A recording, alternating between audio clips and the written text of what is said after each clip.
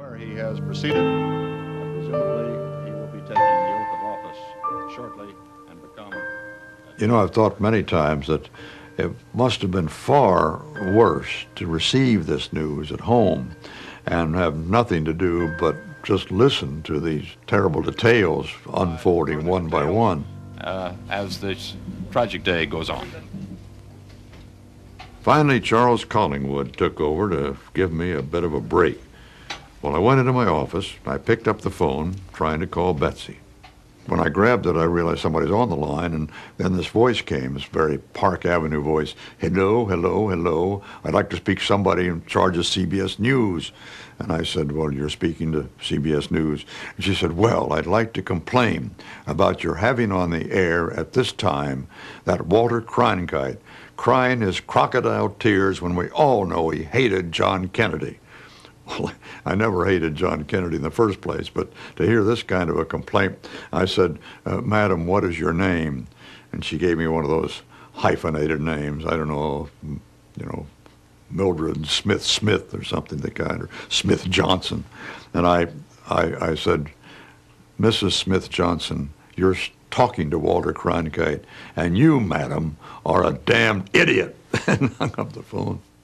This is a CBS News inquiry. There were so many questions asked about the Warren Commission report on the assassination. This is what a rifleman would see from a sixth-floor window. We spent a lot of money in those days, over $1 million, to do a special investigation. Oswald, the commission tells us, fired 3 shots. But is there more to this story than the Warren report ever discovered? And we established, to our satisfaction, that a single gunman could have fired off 3 shots in time. That the shadows on the little grassy knoll were not people, but something else, that there were only 3 shots. We set out to try to prove that Warren Commission was wrong. All we did was prove this right. Did Lee Harvey Oswald shoot President Kennedy? I think all the evidence points to Lee Harvey Oswald as the single assassin, maybe with one accomplice, although I rather doubt that. The man was brought immediately to police headquarters. I don't know, but this grandiose conspiracy, this Oliver Stone junk, absolute junk that guy perpetrated on an unsuspecting generation, planted thoughts about Lyndon Johnson himself plotting the assassination, making a hero out of Garrison, the attorney in New Orleans, who came close to being a certified nut. There's no question about it. Furthermore, if there had been the kind of conspiracy that movie made out, or any of these major conspiracy theorists propound, I don't believe for 1 minute it could have been kept a secret for all these years. When you've got a number of conspirators, somebody usually breaks. Something breaks in that story. This is the CBS Evening News with Walter Cronkite. Shortly before the Kennedy assassination, we'd expanded the evening news from 15 minutes to a half an hour. The first broadcast of network television's first daily half-hour news program. When we went to a half hour, I had the naive idea somehow or other that we were going to have plenty of time on the broadcast to do a little feature story at the end of the broadcast. And if we're going to do a little feature story, then why couldn't I have a signature line? And that's the way it is, Monday, September the 2nd, 1963. Well, I thought of, and that's the way it is.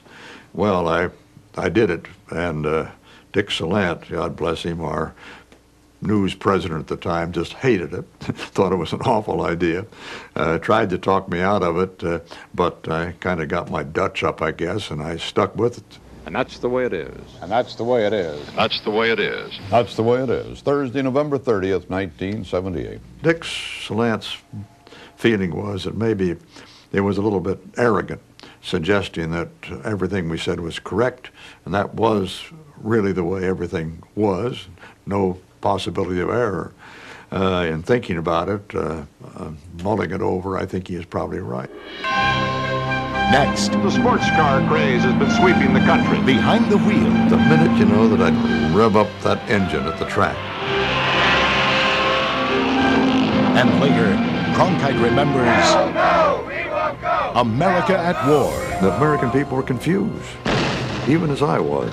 From Vietnam to Chicago, think we've got a bunch of thugs here, Dan. hands off of me unless you plan to arrest me. Wait a minute. Cronkite reporting. Thrill anyone would out of racing cars. Getting out in the open air, particularly in the summertime, the spring, the fall, boy, that's living.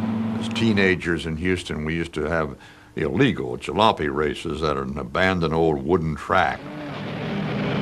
I started with real sports cars in the 50s. A few days before the race, I began worrying about being in that race. It's just too dangerous, I began to think. And each day got worse and worse as we got toward race day.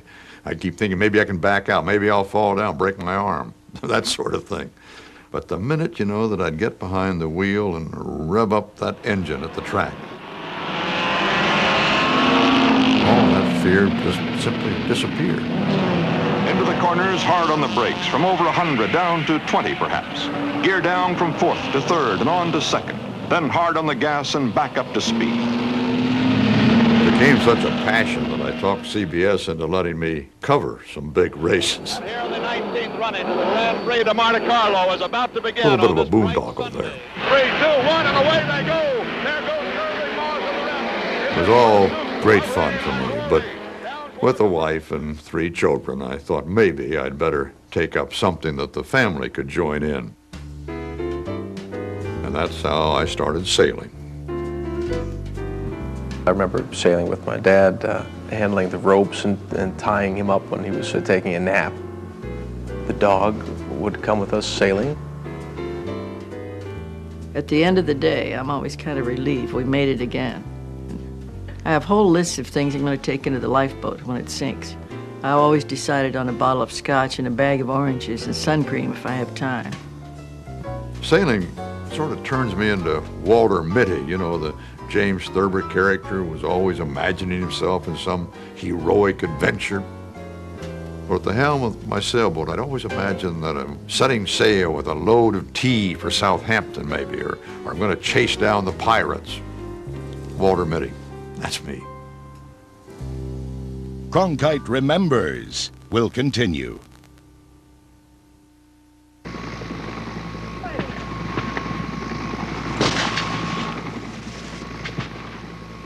In the early stages of our involvement in Vietnam, not expressing this on the air, I tried to be as impartial as possible. Basically, I felt that our course was right. This is the Jungle Trail, one of those you've been reading about back home. I went to Vietnam for the first time in 1965. Tio, where are you from, Tio? California, sir. I went on patrol with the ground troops. Well, it's hard to realize the Viet Cong was right here this morning. They'll be coming out of this area, perhaps tonight, maybe tomorrow, if they dare challenge this airborne outfit. And I flew with the B-57s on an operation. And we're beginning to go down. 1, 2, 3, 4. We dropped our bombs, and now a tremendous G-load as we pull out of that dive. Oh, I know something of what those astronauts must go through. Wow. I was slightly embarrassed, I am today, when I look at that tape, of my enthusiasm for the flight. Well, Colonel, it's a great way to go to war. Yes, sir. It was purely a childish enthusiasm for the thrill of the bombing run itself, and with no consideration of what was happening on the ground with those bombs.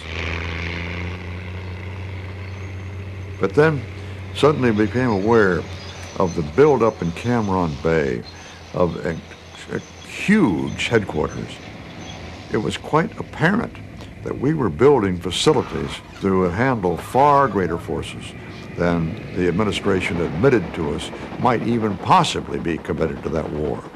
And my assumption at the time was if we're building it, they must already be in the pipeline. And if they're in the pipeline, then the administration's lying to us.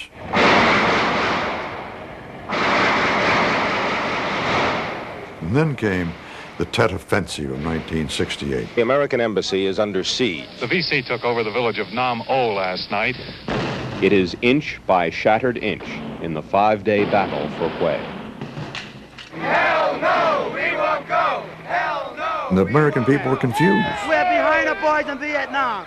They were confounded by what was going on, even as I was. So I thought, why not go out there and do a first-person story on what I found out, what I felt about that war.